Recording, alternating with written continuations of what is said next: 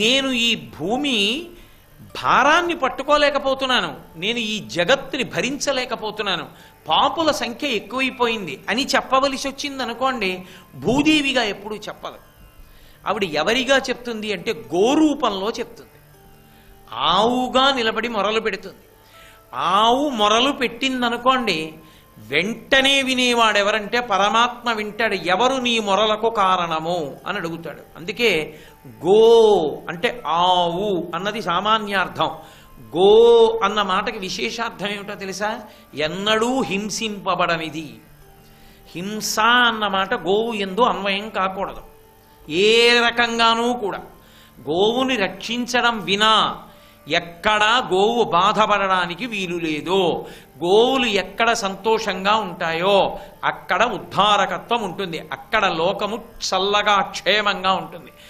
ఆర్తితో బాధతో ఆవు అరిచిందా వెంటనే కళ్ళెర్రబడి వింటాడు ఆయన, ఎవరు నీ బాధకు కారకుడు అని.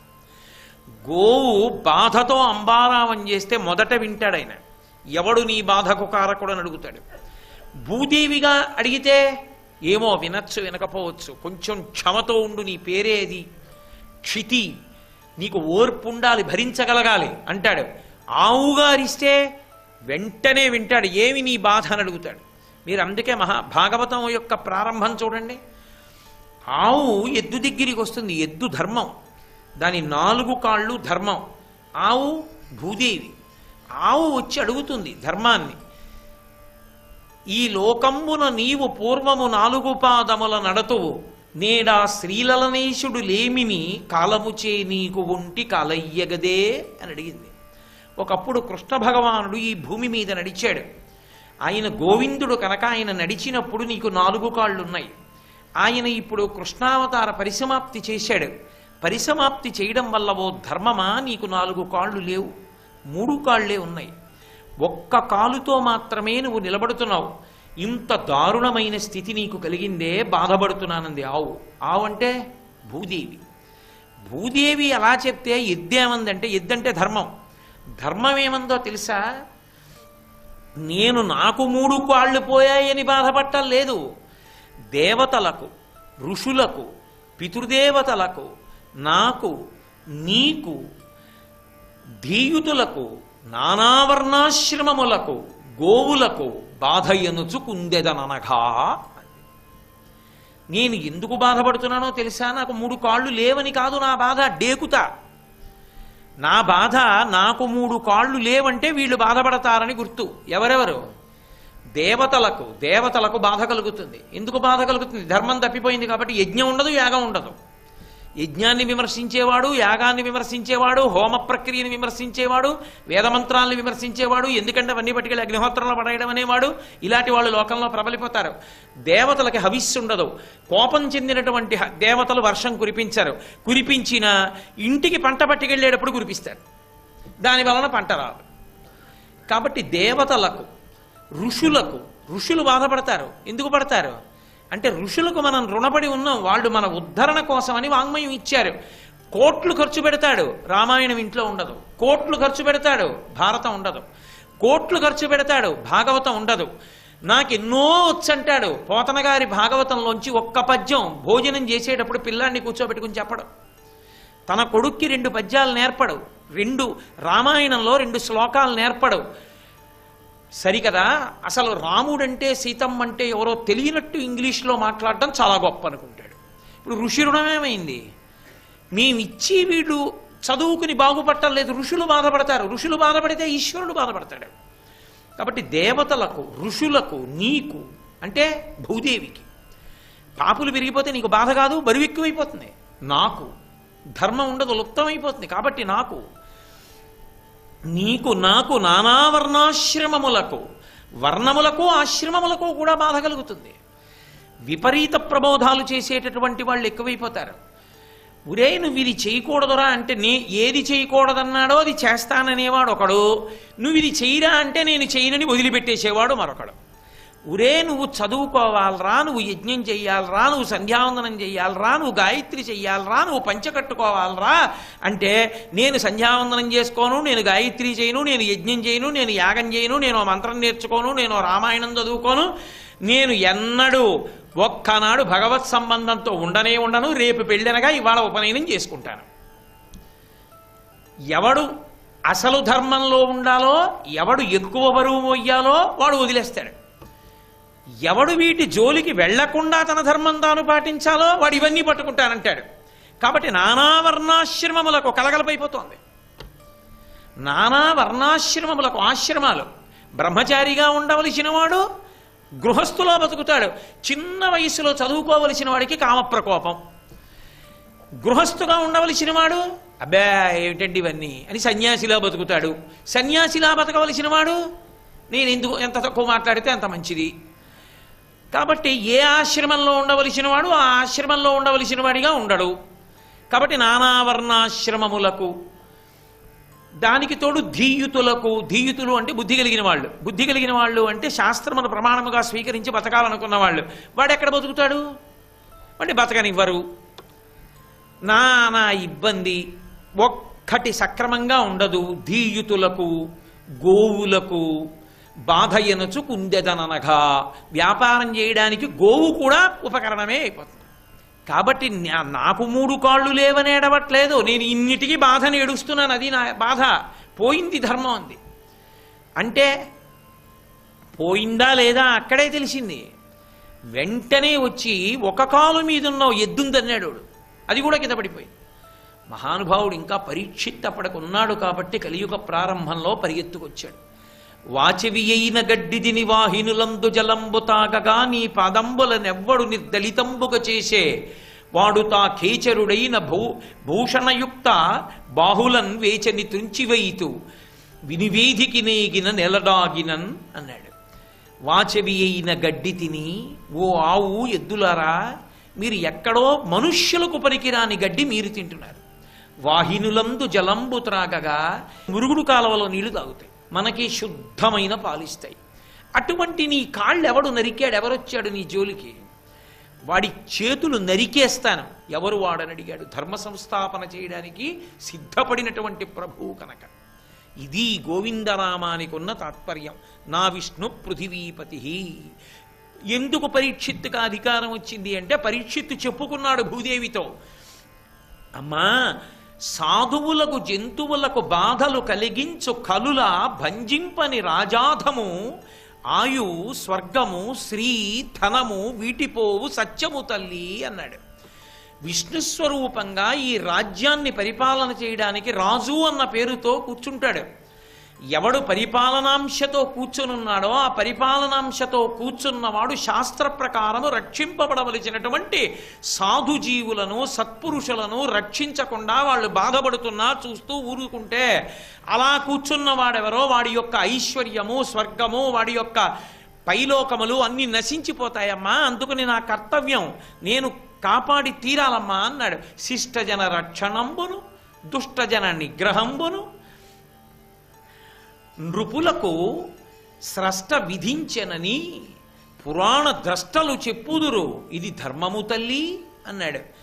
ఎవడు తనంత తాను రక్షించుకోలేని బలహీనుడుంటాడో వాడు ధర్మాన్ని పట్టుకుని ఉన్నప్పుడు వాడిని రక్షించడం, అధర్మంతో ధర్మాన్ని పట్టుకున్న వాడిని పాడు చేస్తున్న వాడిని శిక్షించడం రాజు యొక్క కర్తవ్యం.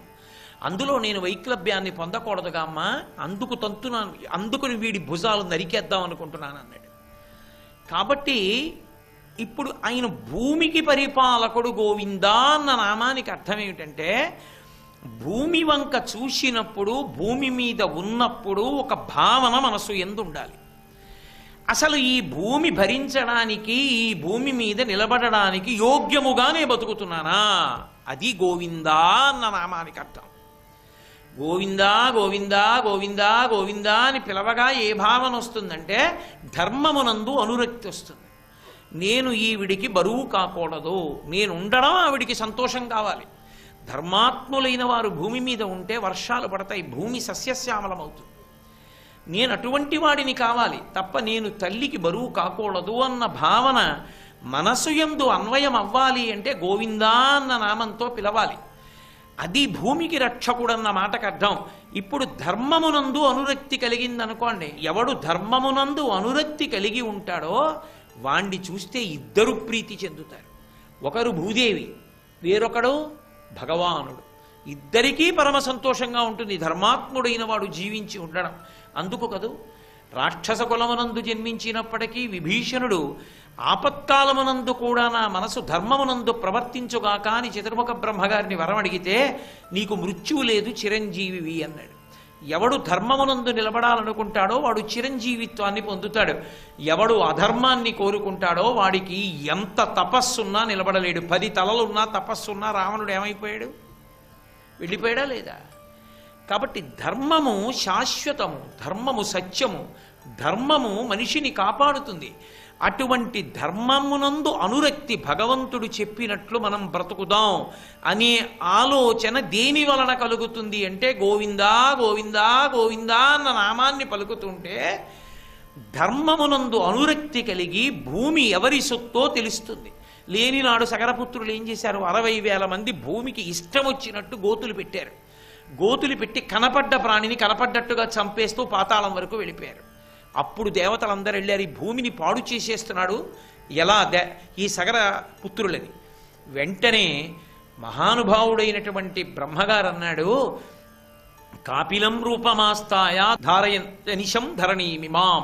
అనిశము ఎల్లప్పుడూ కూడా ఈ భూమినంతటినీ కాపాడి దీనిని రక్షించేవాడు శ్రీ మహావిష్ణువు. ఆయన కపిల మహర్షి అన్న రూపంలో ఉన్నారు. ఆయన చంపేస్తారు ఇలాంటి పనులు చేస్తే. కాబట్టి కపిలుని యొక్క ఆగ్రహ జ్వాలల యందు ఈ 60,000 మంది సగరపుత్రులు బూది కుప్పలుగా పడిపోతారన్నారు. అధర్మం చేసి భూమిని పాడు చేద్దామనుకున్న సగరపుత్రులు ఏమయ్యారు? చిట్ట చివరికి భస్మరాసులై పడిపోయారు. ఎంత దారుణంగా పడిపోయారంటే వాళ్ళకి ఉత్తరక్రియలు కూడా లేవు. జలతర్పణ చేయడానికి ఈ భూమి మీద ఉన్న నీళ్లు పనికిరావు.